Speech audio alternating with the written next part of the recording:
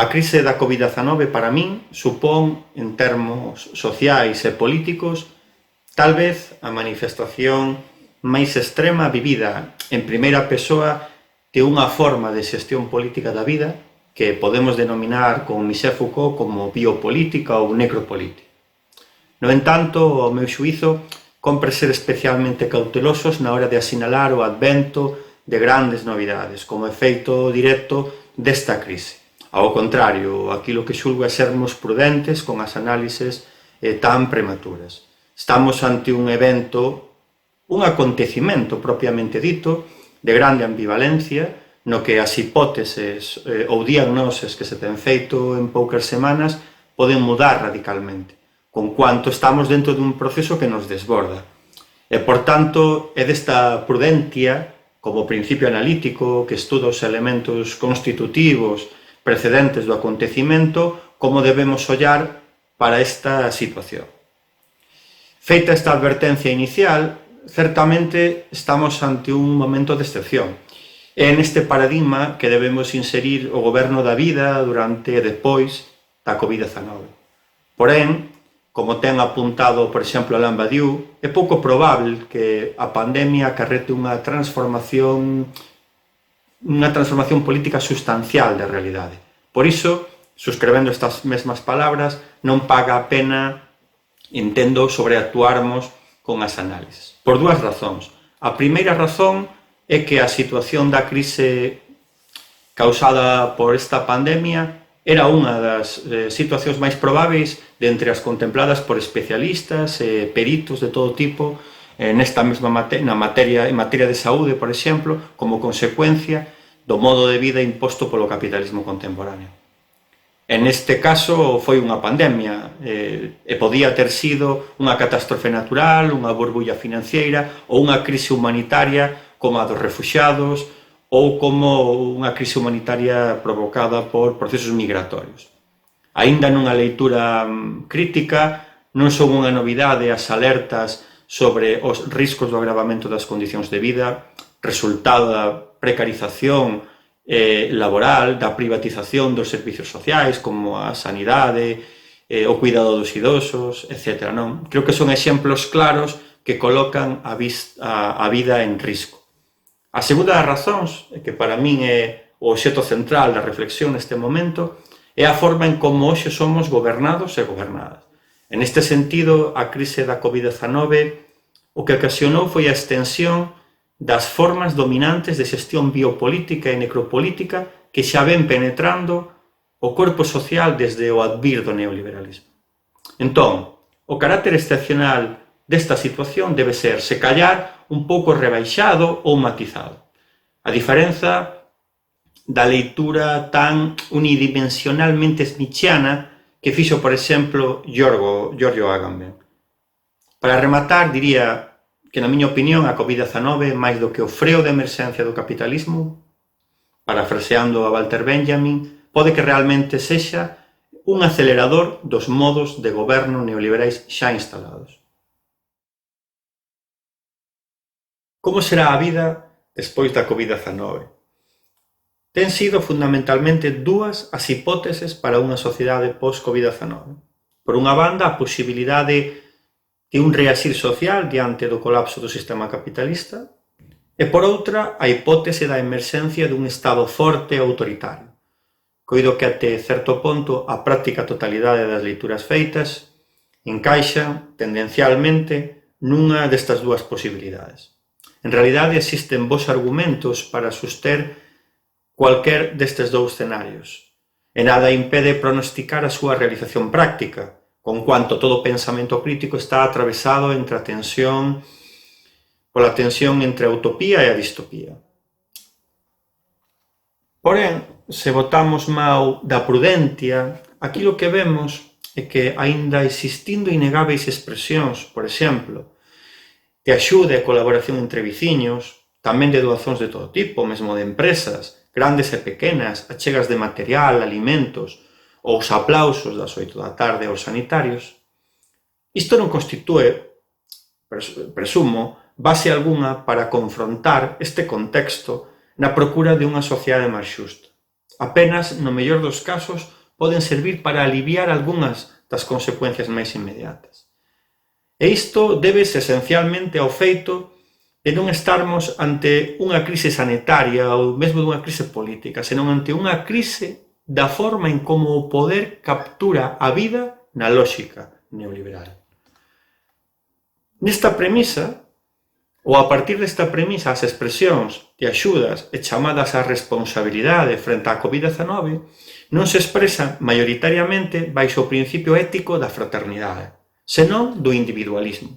De tal modo que o mesmo suxeito que axuda a unha veciña ou un veciño e aplaude ás 8 da tarde, asume o papel de policia nunha expansión polo corpo social daquilo que Foucault denominou o poder de policia, reprimindo a quen infrinxe as conductas preestablecidas.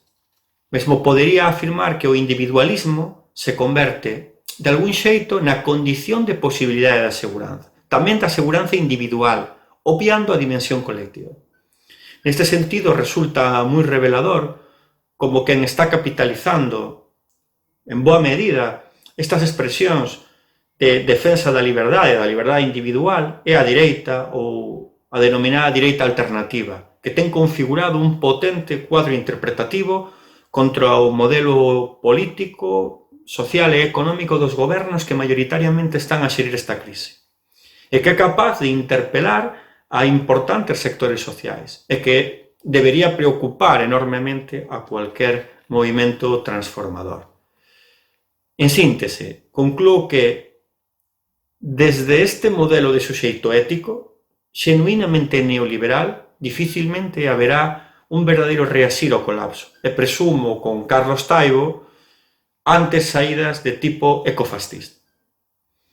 En relación á emerxencia do estado de excepción autoritario, compre asinalar de forma preliminar, como advertiu Benjamin, que a tradición dos oprimidos nos ensinou que o estado de excepción é a norma.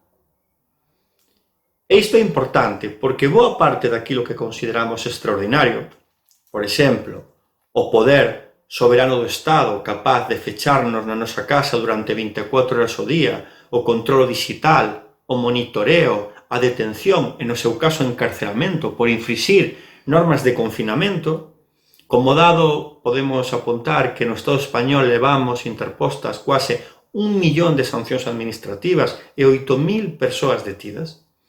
Ben, esta situación é xa, ou no escenario anterior á COVID-19, é a vida cotidiana de 60.000 persoas presas no Estado español, fechadas nunha cela, maioritariamente por delitos contra a propiedade privada ou contra a saúde pública, aos que hai que acrescentar todas as persoas fechadas en centros de menores, CIES, etc. Mais tamén os milleiros de sancións por infraccións de simple supervivencia contra persoas sen fogar, migrantes, precarios e tamén contra activistas políticos, sindicais, ecoloxistas. Son entón milleiros de persoas que xa viven nunha situación de excepcionalidade cotidiana. Si existen arquipélagos de excepcionalidade dentro da normalidade democrática. E non é preciso pensar na excepción de forma, podemos dicer, tan extrema como a pensa Agamben, senón como un continuo entre normalidade e excepcionalidade que conforman unha unidade. Conforman, en última análise, elementos co-constituintes do capitalismo contemporáneo. O que, alén diso, nos leva a pôr en causa a idea de voltar á normalidade. A que normalidade voltamos? En definitiva, ao meu xuízo, compre complexizarmos o paradigma do estado de excepción para entender o proceso de militarización das rúas, de monitoreo social, de vigilancia, que son resultado de unha gobernanza biopolítica que é multiforme. E isto levanos entón a unha análise sustancialmente distinta.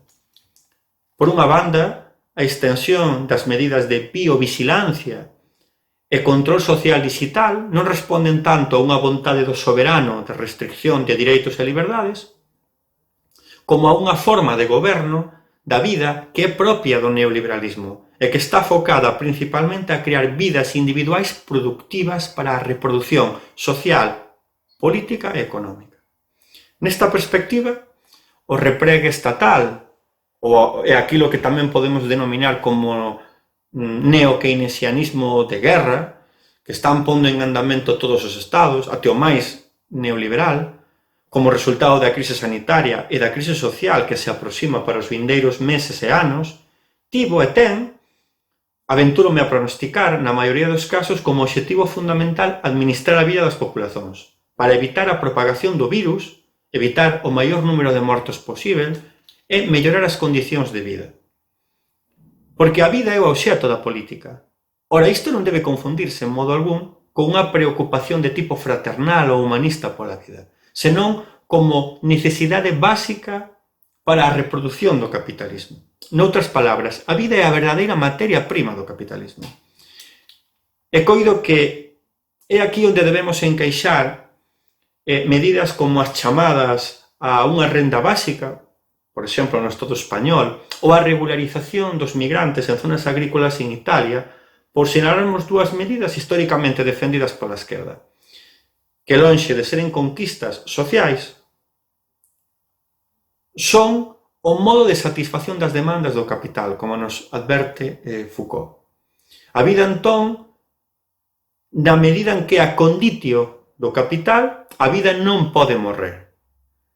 Por tanto, a cuestión é vermos que tipo de vida propón o neoliberalismo. Unha vida que é precaria, vulnerável e subordinada.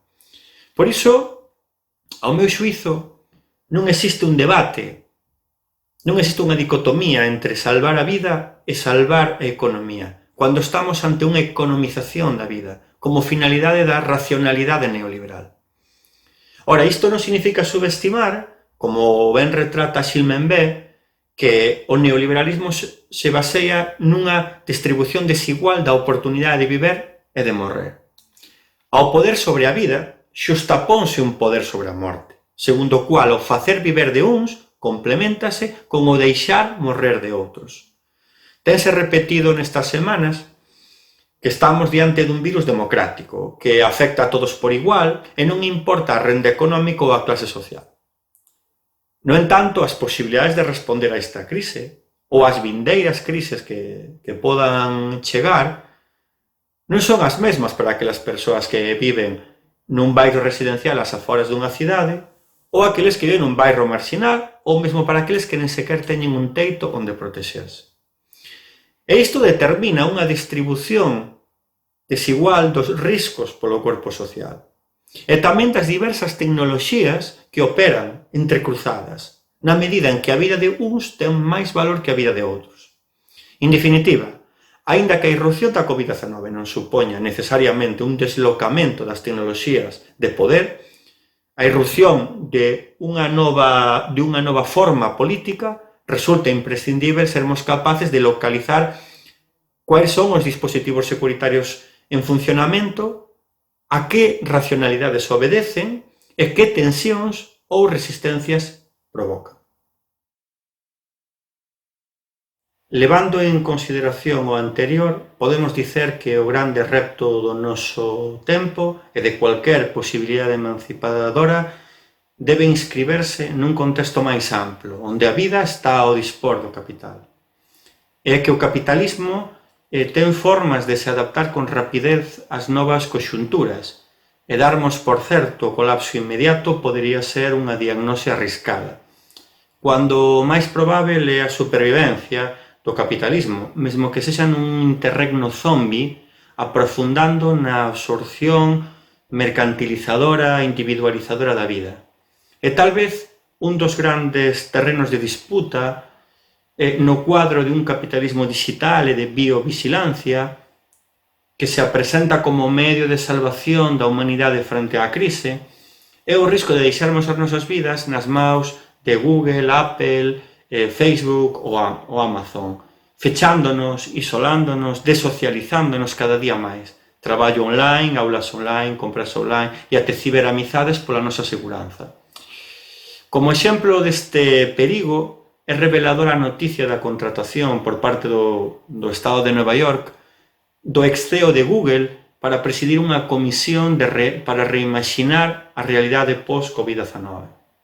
Ora, Para min o máis preocupante non é a deriva para un Big Brother que invade a nosa intimidade, que sendo perigoso, terá que armonizarse con as leis de protección de dados, especialmente no contexto da Unión Europea, sempre reticente a este tipo de medidas. Outra cousa son as bases de dados policiais, a colaboración de Europol, que xa leva funcionando moitos anos e para outras finalidades. Mas para min o perigo da tecnoloxía, como aliada da seguranza, é a ruptura definitiva dos elos da comunidade. O individualismo que rompe todo o lazo de unión dos membros da comunidade social, imposibilitando a acción colectiva, ou máis ben, imposibilitando a acción colectiva conflictuosa e verdadeiramente emancipadora. Por que aponto isto? Porque este tamén é un fenómeno xenuinamente neoliberal, que impón modos de vida en que os individuos viven próximos, sen estar necesariamente en contacto. Deste modo, os suxeitos son considerados individualmente, libertados da comunidade, isentos de cualquier deber colectivo ou compromiso comunitario. O capitalismo digital aprofunde en suxeitos que non deben nada a ninguén, que non están obrigados ao contacto con os demais, que son libres responsáveis da súa vida, xestores de sí. Como afirma Roberto Espósito, os individuos fragmentan os intereses da colectividade, da comunidade, en intereses particulares. Québrase o munus, a obrigación ou o deber con a comunidade, na medida en que o fundamento último da comunidade é a vulnerabilidade dos individuos e a necesidade de protección colectiva. E sen colectividade, sen posibilidade de articular colectivamente o conflicto, a política é apenas un procedimento administrativo de resolución de problemas individuais. Os suxeitos son clientes da administración pública, ligados a elas por direitos de simples consumidores e usuarios, e non como suxeitos políticos con direitos e liberdades fundamentais. Mais aínda, a extinción da comunidade implica a extinción do homo politicus, que ten capacidade para pensar colectivamente os problemas, non como simples negociacións entre técnicos e peritos, senón como política do conflicto que ten como finalidade por en causa o status quo. Compre reconstruirmos a comunidade, reconstruirmos os lazos, o tecido comunitario, recuperarmos o compromiso con o proxecto comunitario, que é a condición necesaria para repolitizar a vida, non para voltar á normalidade, senón para construir unha outra normalidade fraterna. E máis aínda nun país como Galiza, onde reconstruirmos a comunidade podería supor reconfigurar unha forma de vida emancipadora desde a subalternidade política, cultural e lingüística.